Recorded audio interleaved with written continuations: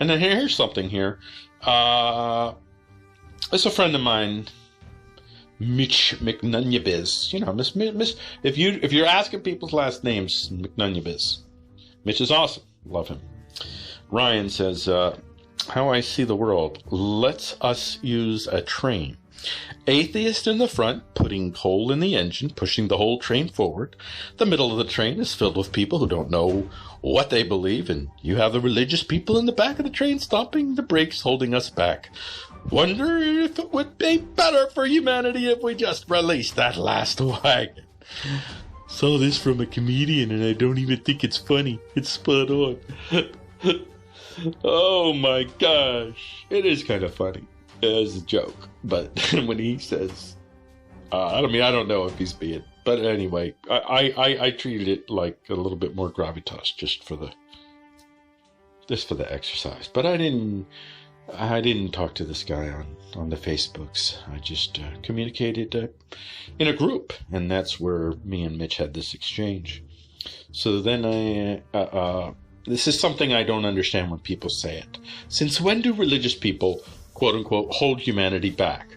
Are they running around destroying new gadgets or something? I'm not even religious and I can't stand seeing this stuff. Plus, I think it might imply genocide. Talk about holding humanity back. If we're talking about the evolution of the mind, that violent tribalist BS certainly isn't.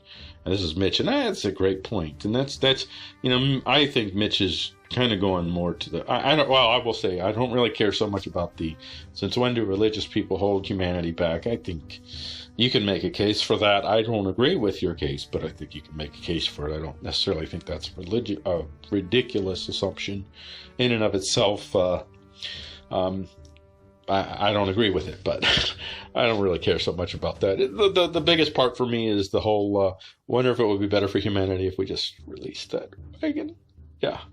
But Mitch, where he gets to, the key part is the type of thinking that this represents, that I can just go ahead and I've got this whole group of people that I'm just going to decide unilaterally, man, they're a drag. They're nothing but a drag. They're expendable. And yeah, that's the kind of thinking you need to kill millions of people. You don't do that you're not going to kill people if you think they're decent.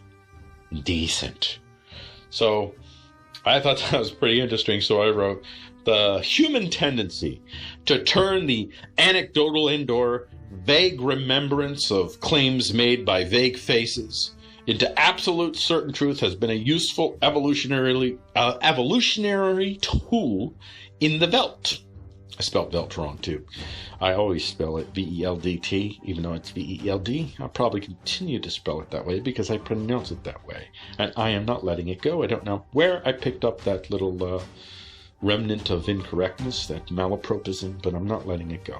Anyway, and it continues to offer some heuristic-type problem-solving benefits, but its unconscious preeminence in our far-reaching assumptions about the nature and reality of incredibly complex and nuanced spheres of understanding, like understanding the overall effects of so-called religious people have had on this metaphorical train, is pretty frustrating to me. And yeah, that's my biggest frustration here. It's that which I see I'm kind of triggered by it. I'm triggered by the I understand, and this is a heuristics thing. It's the heuristic that they're so useful to us, but they also lie to us. See, that's the thing, they lie. Your mind will literally lie to you. You fully believe when you say, listen, man, I know it's true because I've never met a single religious person that was any use. Now, you probably did. You don't even know it. But there's lots of reasons why, if you perceive it, you make it. So you're only going to notice the things that you want to notice, that kind of, believe it or not, there's whole studies on cognition and the human mind and how cognition works and how different types of human thought produce certain types of illusions that they kind of need to a certain degree. But they kind of don't also.